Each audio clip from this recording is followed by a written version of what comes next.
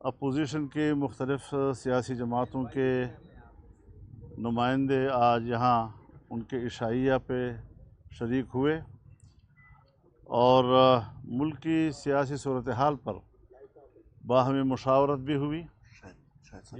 تمام پارٹیوں نے اس بات کا اعادہ کیا ہے، اپنے موقف کا اعادہ کیا ہے کہ 8 فروری 2024 کے الیکشن دھاندلی زدہ الیکشن تھا۔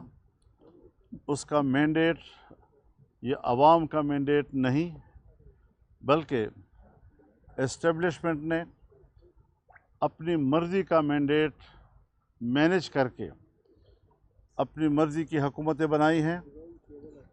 ان لوگوں کو ملک پر مسلط رہنے کا مزید کوئی حق حاصل نہیں ہے۔ ان کو فوری طور پر مستعفی ہو کر اثر نو انتخابات کا اعلان کر دینا چاہیے۔ دوسری بات یہ ہے کہ الیکشن کمیشن منصفانہ انتخابات دینے میں ناکام رہا ہے اور اب ان کی آئینی مدت بھی مکمل ہو چکی ہے، اور ہر چند کہ حکومت نے ریٹائرمنٹ کے باوجود ان کو اپنی ذمہ داریاں نبھانے کے لیے موقع فراہم کیا ہے۔ یہ کسی مخصوص سوچ کی نمائندگی ہے۔ الیکشن کمیشن اگر واقعی آزاد اور خود مختار ہے، اخلاقی طور پر اس کو فوری طور پر مستعفی ہو جانا چاہیے تاکہ نیا الیکشن کمیشن وجود میں آئے، وہ با اختیار ہو اور غیر جانبدار ہو، اور اس کے لیے ان کا کردار واضح طور پر قوم کے سامنے آئے تاکہ قوم اس کے زیر انتظام انتخابات پر اعتماد کر سکے۔ بہت شکریہ۔ شاہد خان صاحب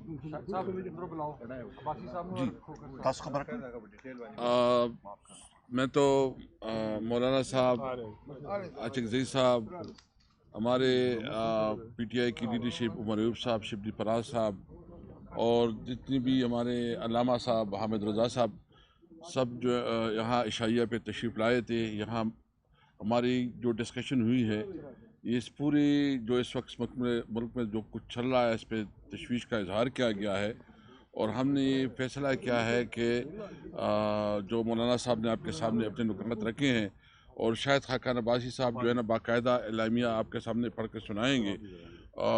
بس ہمارا بنیادی مقصد یہ ہے کہ اس وقت جو ہے نا پاکستان میں آئین اور قانون کی بالادستی ہونی چاہیے، اور اس کے لیے تمام سیاسی پارٹیوں کی رسپانسبلٹی ہے کہ وہ ملک میں آئینی حقوق کے لیے اپنی جدوجہد رکھے۔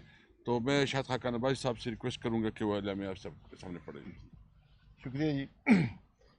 آج اپوزیشن رہنماؤں کا اجلاس سابق اسپیکر اسد قیصر صاحب کی رہائش گاہ پر منعقد ہوا،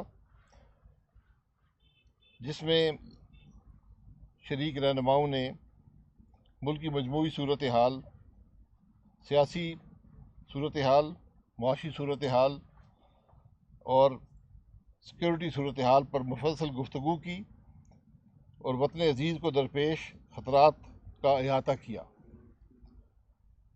سب جماعتوں نے اپنے اس موقف کا اعادہ کیا کہ موجودہ حکومت ایک غیر نمائندہ حکومت ہے جو عوام پر مسلط کی گئی ہے۔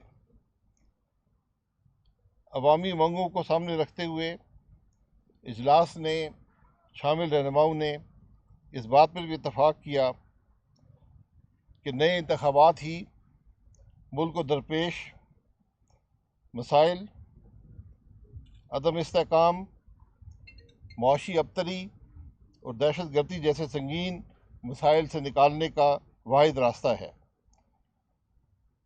اجلاس میں اس بات پر بھی اتفاق کیا گیا کہ ملک میں جاری فسادیت اور ریاستی جبر کا فوری خاتمہ کیا جائے اور سیاسی قیدیوں کو فی الفور رہا کیا جائے۔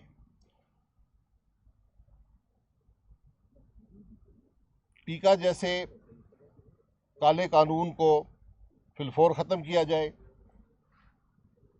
اور اجلاس میں یہ بھی اتفاق ہوا کہ آئندہ لائے عمل کے لیے سیاسی رہنماؤں میں یہ جو آج پیش رفت ہوئی ہے اس کو بڑھانے کے لیے، اس کو مؤثر بنانے کے لیے اور اس کی عوامی حمایت حاصل کرنے کا یہ سلسلہ انشاءاللہ جاری رہے گا۔ شکریہ بہت۔ مولانا صاحب، یہ اس سے قبل جتنے بھی اتحاد رہے ہیں، ماضی کا تجربہ یہ بتاتا ہے کچھ لے دے کے بعد ہی سیاسی جماعتیں اتفاق کرتی ہیں۔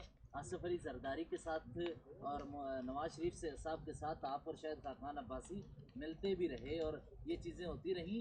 یہ اتفاق و اتحاد سیاسی جماعتوں کا کن کن شرائط پر ہوگا؟ کس طرح آپ اکٹھے رہیں گے آگے اگر چیزیں بڑھتی ہیں؟ یہ تو شاہد خاقان عباسی صاحب نے کہہ دیا کہ ان مقاصد کو حاصل کرنے کے لیے مشاورت کا عمل جاری رہے گا، اور انشاءاللہ اس حوالے سے شاہد خاقان عباسی صاحب ہی سے ہم درخواست کریں گے کہ وہ مختلف پارٹیوں کے اراکین کو اپنے ساتھ ملا کر آئندہ کے لائحہ عمل کے لیے کام کریں۔